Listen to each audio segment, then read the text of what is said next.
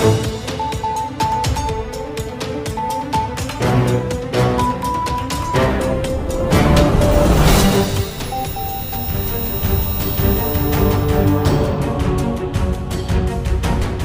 LKPJ DPRD Kota Probolinggo tuntaskan pembahasan anggaran 2025, tekankan pelayanan publik dan efisiensi.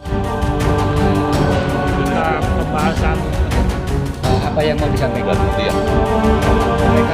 Panitia khusus laporan keterangan pertanggungjawaban LKPJ DPRD Kota Probolinggo telah menyelesaikan rangkaian pembahasan terkait capaian kinerja dan penggunaan anggaran pemerintah Kota Probolinggo tahun anggaran 2025. Dalam rapat maraton yang digelar, anggota Pansus memberikan sorotan tajam mulai dari persoalan infrastruktur kesehatan, kebocoran pendapatan, hingga efisiensi tunjangan aparatur.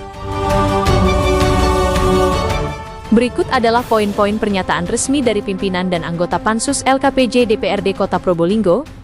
Pertama, Muchlas Kurniawan Ketua Pansus, rekomendasi berdasarkan fakta lapangan.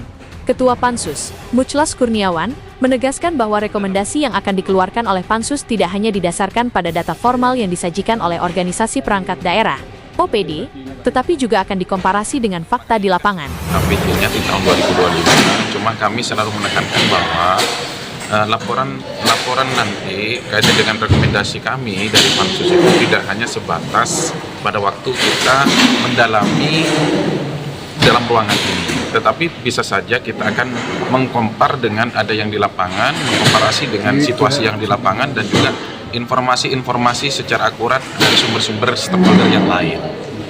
Jadi tidak hanya sebatas ini. Kalau di sini kita klarifikasi ternyata baik, ternyata di luar tidak baik, ini kan harus kita sampaikan. Makanya saya menekankan bahwa pembahasan ini tidak hanya sebatas pada waktu mereka mengklarifikasi, tetapi bisa saja kita mengklarifikasi dari stakeholder dari institusi atau dari luar kan begitu. Baik buruknya pemerintahan dalam yang dijalankan dalam 1 tahun. Nah, dari Dinkes sendiri tadi seperti apa Pak? Kenapa? Untuk yang masalah kesehatan tadi, dari Dinas Kesehatan tadi yang pertama. Kalau Dinkes kan sebetulnya prinsipnya Dinkes tidak ada masalah, cuma ada beberapa yang mungkin yang menjadi penekanan kita, terutama baik itu dari Dinkes itu sendiri maupun dari 2 rumah sakit. 2 rumah sakit, Dinkes dan rumah sakit ini kan pelayanan, kantor pelayanan kan, seharusnya betul-betul dimaksimalkan, terutama juga kaitannya dengan masalah pelayanannya kepada masyarakat, terus kaitannya dengan masalah infrastrukturnya, infrastruktur termasuk alkas dan juga tenaga medisnya. Itu yang menjadi pertimbangan. Nah, ini kita komparasi apakah benar-benar di tahun 2025 ini sudah maksimal yang dilakukan oleh pemerintah kota terutama di Dinkes dan rumah sakit itu. Oke, baik Pak. 2. Riyadlus Solihin Firdaus, Sekretaris Pansus, soroti potensi PAD dan kerugian PDAM. Sekretaris Pansus, Riyadlus Solihin Firdaus, menyoroti efektivitas titik parkir serta fungsi paralegal dan kerugian yang dialami PDAM akibat proyek kementerian. Pembahasan terakhir mengenai laporan keterangan pertanggungjawaban Wali Kota Probolinggo untuk tahun 2025 kita sudah tuntaskan hari ini. Nanti akan dilanjutkan dengan rapat pansus. Hasilnya hari ini adalah beberapa OPD yang terkaitan langsung dengan peningkatan pendapatan asli daerah itu kita dalami dengan lebih serius. Kayak misalnya petugas parkir, juru parkir yang ada di Kota Probolinggo yang tersebar di sekitar 107 titik di Kota Probolinggo sesuai Perda, itu ada yang efektif, ada yang tidak. Maka kita minta kepada Dishub untuk kita akan minta ke Dishub untuk memberikan data yang lebih komprehensif, yang lebih detail, mana yang efektif, mana yang tidak, agar dapat kita evaluasi. Jangan sampai jukir justru menjadi beban daerah, sementara pendapatannya sama sekali tidak signifikan. Satu. Yang kedua, kita tadi juga sempat dalami kaitannya dengan PDAM. Ada beberapa pekerjaan di akhir tahun yang dilakukan oleh Kementerian PU di Kota Probolinggo yang itu ngefek terhadap force majeure atau kerusakan-kerusakan yang mengakibatkan PDAM Kota Probolinggo dirugikan dari sisi angka-angkanya. Karena ada banyak insiden selama pekerjaan itu, yaitu terputusnya pipa-pipa jaringan PDAM yang itu kemudian total kerugiannya hampir 300 juta yang dialami oleh Pudam. Itu yang kita dalami untuk bisa kita jadikan laporan, barangkali bisa ditindaklanjuti apa itu kerugian itu akan disikapi seperti apa oleh pemerintah Kota Probolinggo, kita serahkan kepada eksekutif nantinya. Intinya itu. Yang kedua dari PDAM adalah adanya struktur-struktur yang dianggap kita mulwah atau mungkin istilah kita sia-sia ya. Kinerjanya tidak dapat terukur, adanya jabatan yang diisi oleh misalnya yang istilahnya di situ ada istilah paralegal ya. Istilah paralegal, apa efektivitas kinerja paralegal ini terhadap pendapatan asli daerah atau kinerja Pudam, apakah efektif atau tidak. Adanya paralegal ini apakah mendukung terhadap kinerja itu meningkat atau justru stagnan atau bahkan menurun. Itu yang kita soroti karena memang Pudam Bayuangga tidak memiliki data yang memadai untuk bisa dilaporkan ke kami apakah jabatan itu pada saat diisi efektif atau tidak, itu tidak ada datanya. Itu begitu. Ketiga, Eko Purwanto, anggota Pansus, kritik pemotongan TPP ASN dan pelayanan perizinan.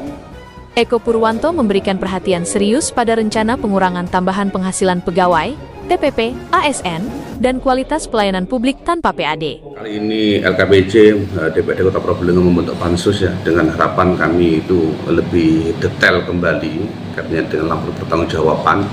Ada beberapa catatan dan juga ada beberapa yang menjadi evaluasi terkait masalah capaian dan sebagainya, terutama tadi yang saya sampaikan katanya dengan pengurangan dari TPP teman-teman ASN ya, yang mana sejumlah 11 miliar kemarin itu yang disampaikan Bapak Sekda hasil dari pengurangan TPP tahun 2025, 3% dari itu.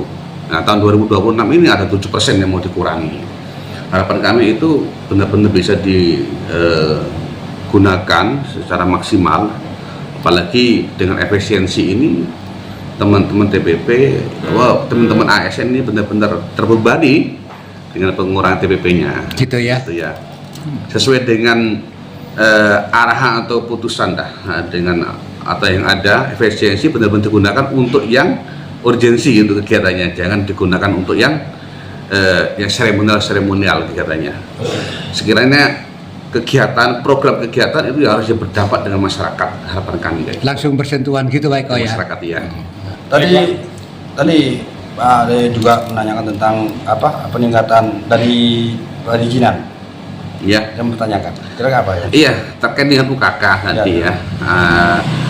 Karena UKK kita itu kan tidak ada PAD di sana, akan tetapi ada beberapa juga anggaran yang terserap di sana.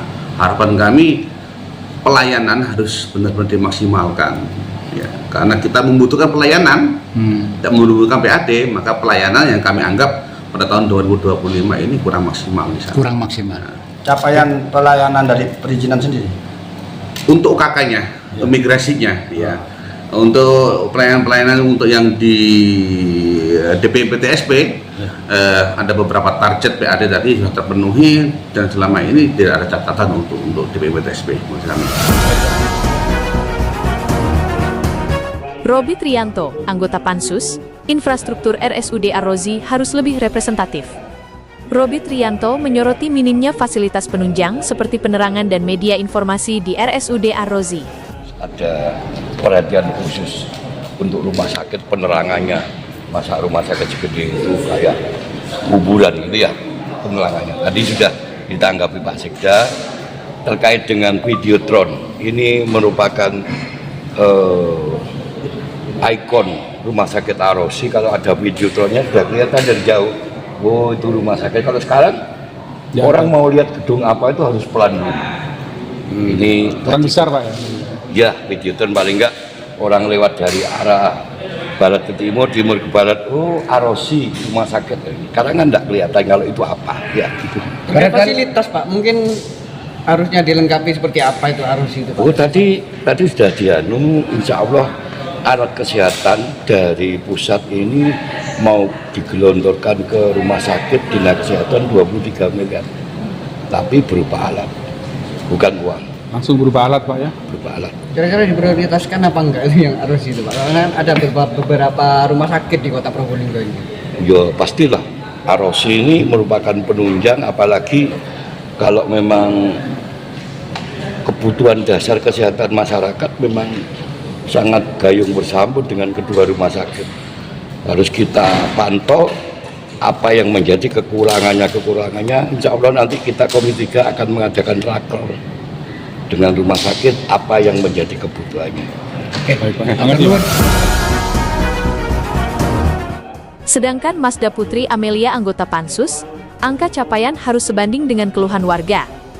Masda Putri Amelia menekankan bahwa keberhasilan pemerintah daerah tidak bisa hanya dilihat dari tingginya persentase realisasi anggaran. Saya mengapresiasi terhadap kinerja pemerintah di tahun 2025, kalaupun memang masih ada beberapa catatan yang memang kita harus bersama-sama perbaiki di tahun-tahun berikutnya. Yang mana LKPJ ini kan momen kita bersama untuk mengevaluasi kinerja pemerintah. Bagaimana capaian dari target, bagaimana ketepatan dari perencanaan kemudian sampai dengan realisasi. Jangan sampai hanya sekedar menganggarkan saja, tapi dari segi outputnya tidak ada. Gitu. Jadi kita melihat apa sih yang menjadi program utama, program prioritas dari pemerintah ini, kemudian bagaimana realisasinya. Nah, dan hasil dari evaluasi 2025 ini nanti jadi pijakan untuk tahun berjalannya itu di 2026 ini. Kemudian juga tahun-tahun selanjutnya. Jangan sampai evaluasi dari tahun-tahun sebelumnya itu masih terjadi lagi di tahun-tahun selanjutnya. Begitu saja. Jadi memang kan terkait dengan indikator keberhasilan pemerintah daerah itu tidak hanya dilihat dari angka saja, bagaimana besaran realisasinya, misalnya 90-100% tidak, tapi bagaimana pemerintah daerah bisa menjawab keluhan-keluhan, permasalahan-permasalahan yang ada di masyarakat, bagaimana pelayanan yang diberikan oleh pemerintah daerah sudah maksimal begitu. Jadi kalaupun memang angka tersebut capaian target menjadi salah satu indikator dari keberhasilan pemerintah daerah,